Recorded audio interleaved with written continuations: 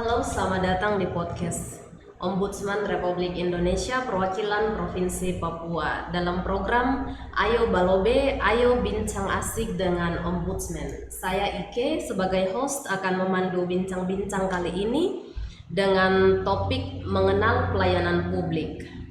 Saat ini narasumber kita sudah bersama-sama dengan saya.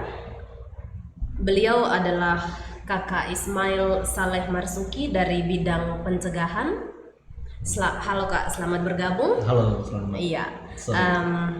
Kak, sebelum kita masuk ke pertanyaan-pertanyaan, mungkin Kakak bisa jelaskan sedikit tentang bidang pencegahan itu seperti apa kerjanya. Baik, Ombudsman dalam tugasnya memiliki dua fungsi, yaitu fungsi penyelesaian laporan, yang kedua ada fungsi pencegahan maladministrasi. Terkait dengan pencegahan maladministrasi, Ombudsman lebih kepada melakukan kegiatan-kegiatan yang secara preventif, ya, artinya lebih kepada mengedukasi masyarakat terkait dengan pentingnya pelayanan publik. Yang kedua, pentingnya juga pengawasan pelayanan publik seperti itu. Dan sehingga kegiatan-kegiatan pada pencegahan ini betul-betul dirasakan oleh masyarakat, lagi-lagi untuk mencegah terjadinya perbuatan maladministrasi. Nah, untuk program-program di kegiatan pencegahan Ombudsman, yang pertama adalah melakukan setiap tahunnya di mana Ombudsman melakukan penilaian penyelenggaraan pelayanan publik, yang mana hasilnya mengeluarkan berupa opini. Entah itu hasil penilaian dari Ombudsman itu A, B, C, D maupun E.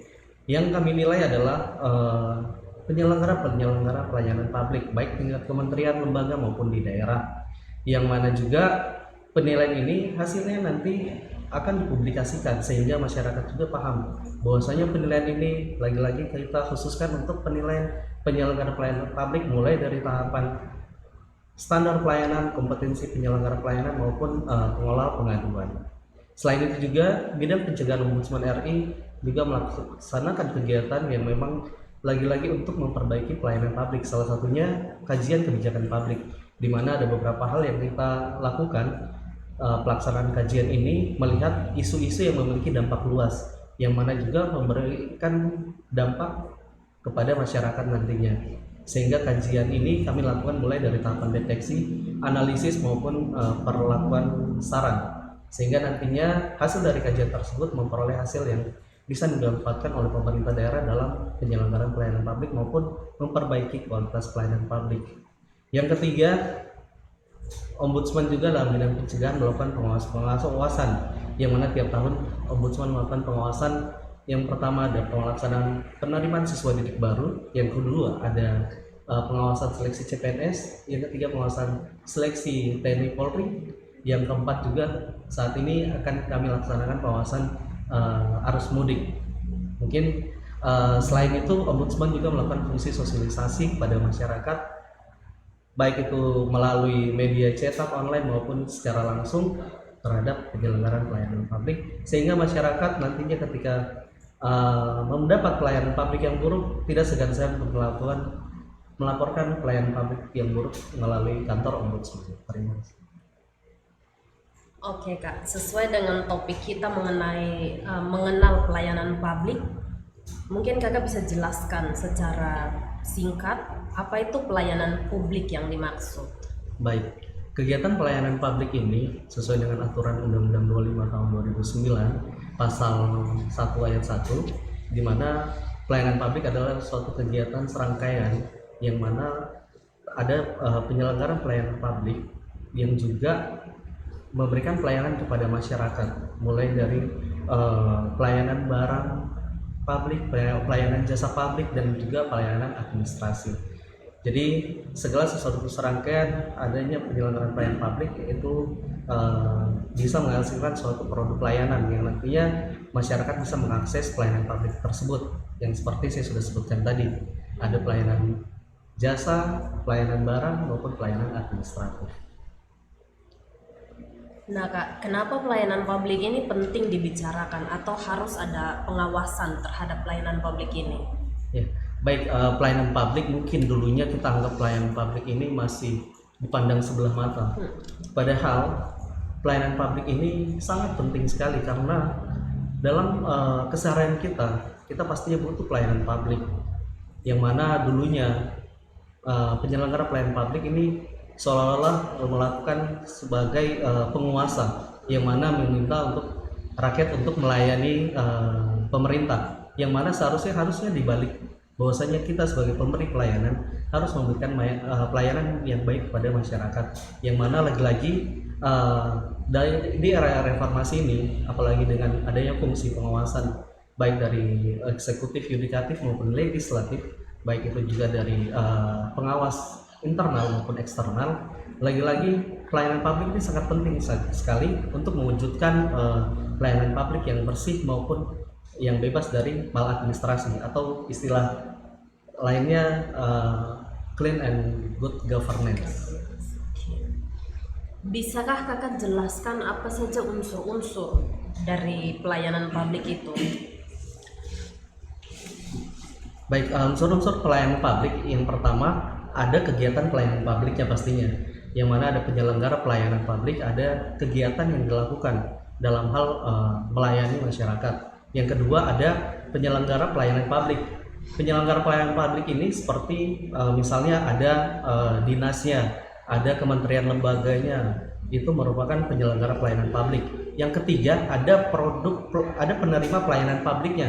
Penerima pelayanan publiknya yaitu kita sebagai masyarakat dan seluruh warga negara Indonesia.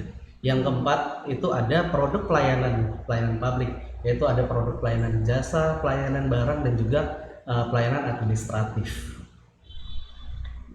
Kalau contoh pelayanan publik itu seperti apa? Baik, contoh pelayanan publik yang kita ketahui itu ada pelayanan barang yang saya tadi sebutkan, pelayanan barang, jasa, dan juga administratif, yaitu bisa seperti pelayanan dokumen kependudukan, pelayanan perizinan, pelayanan jaringan listrik, jaringan kesehatan, jaringan telekomunikasi, terus juga ada jaringan pelayanan jasa, yaitu transportasi. Selain itu ada pelayanan pendidikan, kesehatan, dan sebagainya. Oke. Kalau unsur-unsur dari manajemen pelayanan publik itu seperti apa, Kak? Baik, unsur-unsur manajemen penyelenggaraan pelayanan publik yang pastinya yang pertama ada standar pelayanan. Kenapa ada standar pelayanan? Karena ketika standar pelayanan itu ada, ini memudahkan suatu proses pelayanan di suatu instansi. Jadi ketika masyarakat datang untuk mengakses pelayanan tersebut, untuk memperoleh entah itu pelayanan barang, jasa maupun administratif, sudah ada standar pelayanannya, mulai dari dasar hukumnya, ada persyaratannya, ada jangka waktu pelayanannya, ada maklumat pelayanan, ada sistem informasi pelayanan publiknya, sampai dengan ada biaya tarif. Ketika dia memang berbayar, ada aturannya, silakan dipampang bahwasanya biaya pelayanannya itu berbayar. Kalau dia memang gratis, wajib juga dipampang tulisan gratis. Lagi-lagi untuk mencegah perbuatan maladministrasi. Selain itu juga ada perilaku pelayanan pelaksanaan dalam pelayanan, sehingga ini kenapa ada perilaku pelayanan dalam pelayanan. Ini dimaksudkan agar si pemberi pelayanan betul-betul ditugaskan sesuai dengan kemampuannya. Jangan sampai ketika masyarakat datang bertemu dengan frontliner yang bertugas di bagian depan sudah memberikan pelayanan yang kurang bagus, secara otomatis akan memperburuk citra pelayanan tersebut. Selanjutnya juga ada pengawasan penyelenggaraan pelayanan publik. Ada pengawasan internal, ada pengawasan eksternal. Pengawasan internal dilakukan oleh instansi internal itu sendiri, yaitu dalam hal ini inspektorat maupun pejabat fungsional pengawas. Yang kedua diawasi oleh pihak eksternal. Pihak eksternal itu ada, yang pertama ada masyarakat, yang kedua ada ombudsman, yang ketiga ada DPR RI, maupun di daerah ada DPRD. Apakah ada dasar hukum yang mengatur tentang pelayanan publik ini? Baik, dasar hukum penyelenggaraan pelayanan publik yaitu kita dasarkan melalui Undang-Undang Nomor 25 Tahun 2009 tentang pelayanan publik. Terus juga ada peraturan pemerintah nomor 12 tahun 2017 tentang turunan daripada pelaksana Undang-Undang 25 tahun 2009 tentang pelayanan publik. Tadi kakak sempat sebut tentang standar pelayanan. Dengar-dengar itu ada 14 unsur dari standar pelayanan. Mungkin kakak bisa sebutkan unsur-unsurnya supaya kita semua tahu tentang unsur pelayanan itu, supaya masyarakat ketika mengakses layanan publik mereka tahu bahwa standar-standar ini harus diterapkan. Baik, standar pelayanan publik sebagaimana diatur dalam Undang-Undang 25 tahun 2009 tentang pelayanan publik ada 14 unsur. Yang pertama ada dasar hukumnya.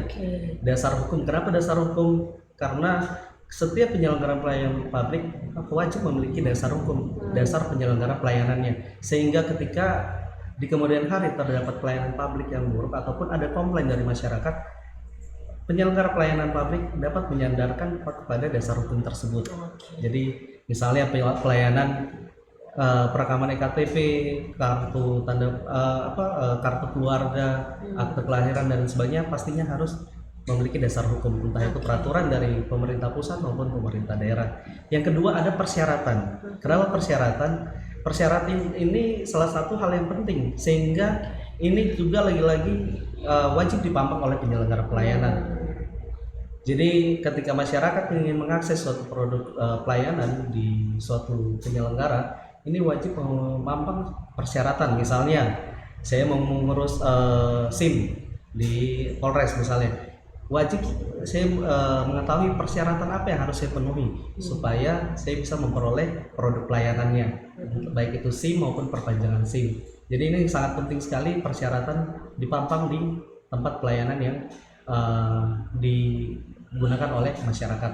Yang ketiga ada sistem mekanisme prosedur atau istilah biasanya orang bilang SOP atau standar pelayanannya. Kenapa SOP ini sangat penting sekali? Karena lagi-lagi ini suatu sistem untuk mempermudah masyarakat dalam memperoleh pelayanan. Jadi di situ sudah ada alurnya, mulai dari masyarakat datang sampai memasukkan formulir, sampai dengan diproses, sampai dengan masyarakat menerima suatu produk layanan. Apakah itu pelayanan barang, jasa maupun administratif, itu wajib juga dipampang oleh instansi penyelenggara pelayanan publik. Yang keempat ada jangka waktu pelayanan. Kenapa jangka waktu pelayanan ini wajib dipampang juga oleh penyelenggara pelayanan publik? Karena akan ada kepastian hukum terkait dengan standar waktu yang diberikan kepada masyarakat. Misalnya saya mau mengurus perizinan IMB misalnya, kira-kira jangka waktunya berapa lama sih saya bisa dapat IMB itu? Apakah 1 minggu, 2 minggu, atau 1 bulan? Sehingga masyarakat ketika mengakses pelayanan publik tersebut punya kepastian waktu. Jadi dia sudah tahu, oh saya urus izin ini jangka waktunya sekian hari, sekian jam, sekian waktu, sekian minggu. Jadi sudah ada kepastian. Jangan sampai masyarakat mengakses layanan tersebut tidak mengetahui jangka waktu penyelesaian suatu produk layanan, sehingga ini jadi salah satu celah pintu masuknya perbuatan maladministrasi. Yang kelima ada biaya tarif. Nah, biaya tarif ini wajib sekali juga dipampang. Misalnya tarif tersebut berbayar, ada dasar peraturan pemerintahnya atau peraturan daerahnya, itu wajib dipampang. Sehingga masyarakat juga tahu berapa biaya yang harus dikeluarkan untuk mengurus suatu produk layanan, entah itu pelayanan publik barang, jasa maupun administratif. Semisalnya mengurus EKTP itu gratis, wajib juga penyelenggara pelayanan Dinas Kependudukan Catatan Sipil wajib memampang tulisan gratis. Lagi-lagi untuk mencegah celah masuknya perbuatan KKN maupun maladministrasi tadi, seperti itu. Selain itu juga ada yang keenam ada produk layanan. Nah, produk layanan ini wajib juga dipampang, sehingga ketika masyarakat warga Indonesia ini mau mengurus suatu pelayanan di instansi itu mengetahui, misalnya di kantor dinas badan perizinan terpadu satu pintu kira-kira melayani perizinan apa saja di sana, sehingga produk-produk tersebut diketahui oleh masyarakat. Misalnya mengurus IMB, mengurus situs SIU, dan lain sebagainya sudah terpampang. Jadi produk pelayanan ini lagi-lagi kalau kita istilahkan untuk kita mudahkan dibuat seperti menu makanan. Jadi kalau kita ke warung makan ataupun ke kafe dan lain sebagainya itu sudah terpampang menu makanan. Jadi ini juga bisa diterapkan dan memang diwajibkan sesuai peraturan diwajibkan dipampang oleh penyelenggara pelayanan. Jadi misalnya di Dukcapil melayani perekaman EKTP, pembuatan kartu keluarga, akte kelahiran, akte kematian dan lain sebagainya wajib dipampang. Lagi-lagi untuk mempermudah akses masyarakat memperoleh informasi. Selain itu juga ada sarana prasarana. Sarana prasarana ini juga sangat penting sekali dalam penyelenggaraan pelayanan publik, yang mana pastinya masyarakat butuh tempat pelayanan yang aman, nyaman maupun yang sangat nyaman ya, seperti itu. Mulai dari lahan parkir, mulai dari adanya ruang tunggu, adanya toilet dan lain sebagainya, ada ruang pendingin, AC dan lain sebagainya. Itu sangat penting sekali kita butuhkan, masyarakat butuhkan. Ada petugas keamanan, ada jaminan keamanan untuk pengguna layanannya seperti itu. Ini lagi-lagi sarana prasarana ini sangat penting sekali untuk menunjang suatu penyelenggaraan pelayanan publik.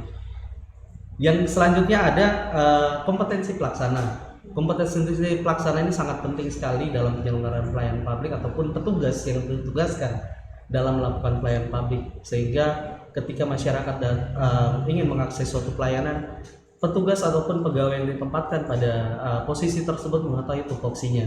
Jangan sampai orang-orang yang ditempatkan di suatu penyelenggara pelayanan publik tidak mengetahui, tidak paham terkait dengan tupoksinya.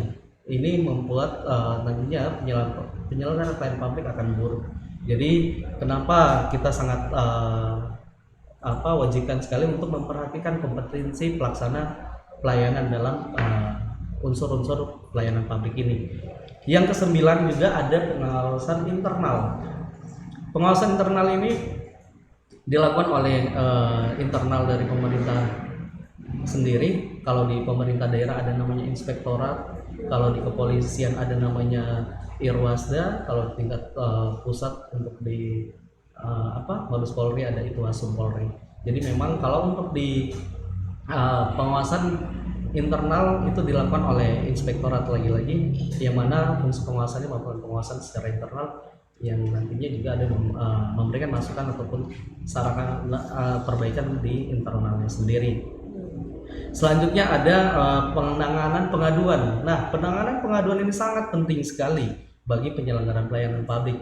Bagaimana penyelenggara pelayanan publik ini bisa menyiapkan unit pengelola pengaduan serta petugas pengelola pengaduannya yang kompeten, sehingga ketika ada masyarakat yang komplain terkait dengan pelayanan publik tersebut, itu bisa diselesaikan oleh petugas pengelola pengaduan di internal sendiri. Jangan sampai pengolahan pengaduan tidak ada, baik itu secara tertulis maupun secara elektronik untuk penyampaian pengaduannya. Juga pengelola pengaduan juga ini berfungsi untuk lagi-lagi menyelesaikan, jangan sampai permasalahan pengaduan pelayanan publik di internal mereka itu keluar. Nah, ketika masyarakat sudah melakukan komplain ke pengelola pengaduan di internal, tidak ada penyelesaian dan lain sebagainya, baru masyarakat bisa melakukan pengaduan ke pengawas eksternal, yaitu bisa melalui ombudsman ataupun lembaga yang memiliki kewenangan pengawasan seperti itu. Yang ke-11 ada jumlah pelaksananya. Jumlah pelaksana dalam penyelenggaraan pelayanan publik ini sangat penting sekali, sehingga wajib disesuaikan dengan jumlah petugas dan jumlah petugas maupun jumlah pelayanan yang diberikan. Jangan sampai jumlah pelayanan administratif ataupun layanan barang ataupun layanan jasa yang diberikan ini memiliki kekurangan petugas. Ini lagi-lagi adalah salah satu celah masuknya perbuatan maladministrasi tadi. Yang ke-12 ada jaminan pelayanan. Jaminan pelayanan ini kita siapkan, kita harus memberikan jaminan ini kepada masyarakat, sehingga ketika masyarakat melakukan pelayanan di instansi kita betul-betul memberikan jaminan, entah itu jaminan keamanan, jaminan juga bahwasanya pelayanan yang kita berikan ini sudah maksimal, seperti itu. Selanjutnya ada jaminan keamanan dan keselamatan. Lagi-lagi ini juga patut disiapkan oleh penyelenggara pelayanan. Jadi ada petugas keamanan dan lain sebagainya, sehingga ketika masyarakat melakukan pengurusan suatu pelayanan publik di suatu instansi, mereka merasa nyaman bahwasanya ada petugas keamanan, ada misalnya ada fasilitas CCTV dan lain sebagainya. Ini juga salah satu memberikan fungsi keamanan bagi pengguna layanan seperti itu. Yang ke-14 ada evaluasi kinerja pelaksana. Evaluasi ini lagi-lagi kita lakukan minimal 6 bulan sekali ataupun setahun sekali, bisa berupa kuesioner maupun misalnya kotak kepuasan masyarakat. Itu kita bisa menilai. Mungkin selama ini kita berpikir kami sudah melakukan pelayanan sesuai dengan maksimal, namun belum tentu penilaian dari eksternal sudah puas atau masyarakat sudah puas dengan pelayanan yang kita berikan. Sehingga dengan adanya evaluasi kinerja ini diharapkan petugas yang bertugas melakukan pelayanan ini bisa selalu meningkatkan pelayanannya ataupun selalu melakukan inovasi pelayanan publik seperti itu. Itulah mungkin singkat mengenai unsur 14 unsur layanan publik sesuai dengan Undang-Undang 25 tahun 2009 tentang pelayanan publik. Oke. Kak, bagaimana caranya supaya masyarakat ini juga ikut terlibat dalam mengawasi pelayanan publik? Baik, masyarakat diharapkan bisa ikut berpartisipasi dalam pengawasan pelayanan publik. Yang pertama itu bisa berpartisipasi dalam hal penyusunan standar pelayanan, karena memang dalam penyusunan standar pelayanan ini wajib penyelenggara pelayanan itu melibatkan masyarakat ataupun pihak akademisi dan lain sebagainya. Karena dalam penyusunan standar pelayanan ini lagi-lagi nanti yang akan menjadi objeknya ataupun yang akan menggunakan layanan publik itu adalah masyarakat dan juga seluruh warga Indonesia seperti itu. Itu makanya masyarakat juga memiliki peran penting dalam hal melakukan partisipasi penyelenggaraan pelayanan publik. Salah satunya dalam hal menyusun standar pelayanan tadi. Yang selanjutnya juga mengetahui tata cara keikutsertaan masyarakat, yang juga masyarakat juga melakukan kerjasama dengan penyelenggara pelayanan publik, lagi-lagi untuk memberikan masukan perbaikan untuk pelayanan publik ke depannya. Yang terakhir Kak, bagaimana Ombudsman kemudian terlibat dalam pengawasan pelayanan publik ini? Saya nomor berapa? Oh ini. Oke. Baik, dalam hal Ombudsman dalam penyelenggaraan pelayanan publik, yaitu kita melakukan pengawasan melalui upaya penanganan pengaduan masyarakat. Yang kedua melakukan pencegahan maladministrasi. Nah, upaya pencegahan yang dilakukan adalah melalui yang tadi di awal sudah kami sampaikan, yaitu melakukan penilaian penyelenggaraan pelayanan publik di seluruh kementerian lembaga, pemerintah daerah di seluruh tanah Papua, khususnya untuk wilayah pengawasan dari Ombudsman. Yang nantinya hasilnya itu akan diumumkan setiap akhir tahun berupa opini penyelenggaraan pelayanan publik, mulai dari opini hasil penilaian A, B, C, D, dan E. Jadi dari hasil tersebut bisa diketahui bahwasanya penyelenggaraan pelayanan publik di suatu daerah maupun provinsi, kabupaten, dan kota itu sudah memberikan hasil maksimal, yaitu dengan berupa opini, yang mana penilaiannya itu kita melihat dari standar pelayanannya, yang kedua kompetensi penyelenggara pelayanannya, yang ketiga ada fungsi pengelolaan pengaduannya, yang keempat ada partisipasi masyarakat juga ikut menilai dari penyelenggaraan pelayanan publik yang sudah dilakukan. Selain itu juga peran Ombudsman dalam hal pencegahan maladministrasi, yaitu Ombudsman juga melakukan kajian sistemik, kajian kebijakan publik, yang mana tiap tahun kami lakukan, yaitu kita lakukan kajian ini yang bersifat laporan ini memiliki dampak luas. Yang kedua memiliki dugaan maladministrasi yang berulang, sehingga nantinya hasil dari kajian tersebut memberikan perbaikan kepada penyelenggara pelayanan, yang mana untuk kajian sendiri itu beberapa hal yang mesti kita lakukan, mulai dari tahapan deteksi, analisis, dan juga pemberian perlakuan saran, sehingga apabila di tahap deteksi kita melihat adanya dugaan perbuatan maladministrasi yang berulang di suatu daerah, di suatu kabupaten ataupun kota, itu bisa menjadi bahan untuk melakukan deteksi. Analisis kita akan melihat apakah ini memang ada ditemukan maladministrasi atau tidak, sehingga nanti untuk pemberian perlakuan saran ini itu kita bisa memberikan tindakan korektif yang wajib dilaksanakan oleh pemerintah daerah maupun suatu instansi penyelenggara pelayanan. Yang selanjutnya juga peran ombudsman dalam hal pencegahan, yaitu kita lakukan pengawasan mulai dari pengawasan PPDB, pengawasan seleksi CPNS, pengawasan pelaksanaan perekrutan TNI Polri, dan juga melakukan pengawasan yang arus mudik. Dan selain itu peran ombudsman juga selalu menjadi corong bagi masyarakat untuk menyampaikan peran fungsi ombudsman, lagi-lagi untuk mencegah adanya perbuatan maladministrasi.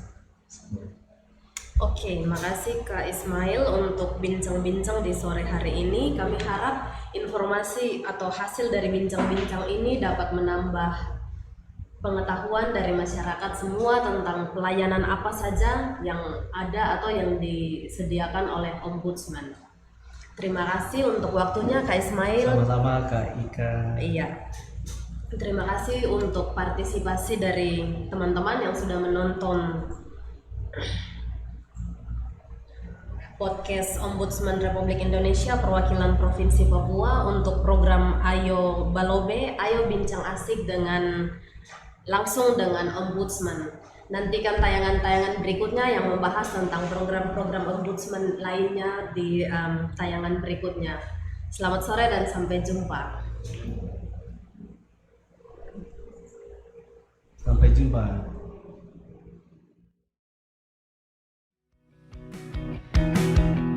Apakah Anda pernah mengalami pelayanan publik yang tidak semestinya?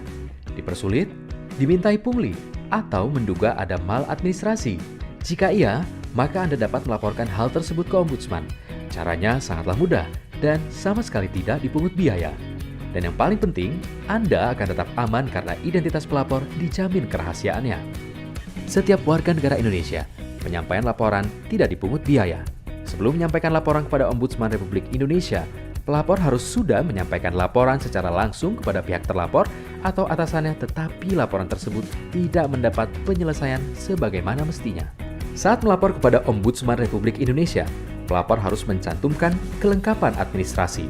Di antaranya adalah data diri pribadi, memuat uraian peristiwa atau tindakan secara rinci, peristiwa atau tindakan yang dilaporkan tersebut belum lewat 2 tahun sejak peristiwa tersebut terjadi, dan kasus tersebut tidak sedang dalam proses peradilan.